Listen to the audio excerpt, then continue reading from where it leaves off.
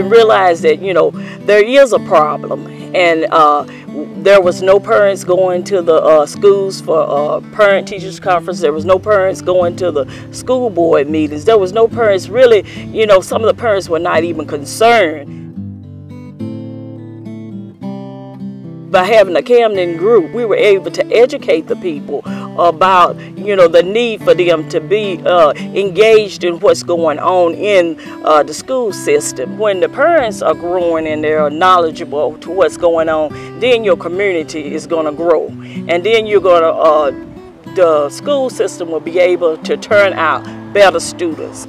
We see where people that was not involved in the political process, they're coming to the table, they're excited, they're knowing that what they say can make a difference in their community. And we work hard to produce leaders. And I would like to say that it's not an easy job to work with people that have those skills, but you have to make sure that those skills are produced out of them. That I live out in the country and we're trying to get natural gas out in the area where we live. And a friend of mine, Dr. Lee David Hine, he told me about working with the panel and that they were doing some work with the grassroots communities and that they would be a good source because they were now working with a group who was trying to get better telephone service in their area and find out there were several problems in our area that we wanted to address. And one of them was people having a right to vote. And we went out in the community and set out in different areas and start registering people to vote. And in doing this, we found that a lot of the reasons that people weren't voting because they had a felony against them and they still didn't have the right to vote. And we were having our political forum meetings and the subject came up through the Arkansas Public Panel. We realized that there was other communities who was having the same problems that they wanted to. So then we wanted to see if we could get this wrote up in a bill to take to our representatives.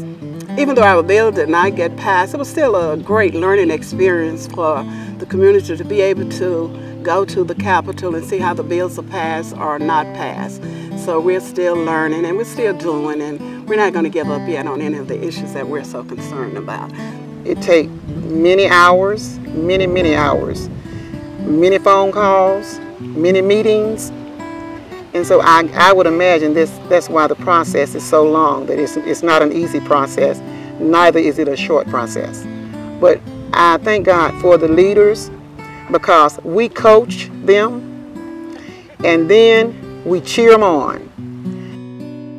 Our superintendent had fired 12 African-American teachers, and we were concerned that she didn't do this right. So we didn't know what to do, so in steps the Arkansas Public Policy Panel, and they taught us how to do strategic planning and organize our group.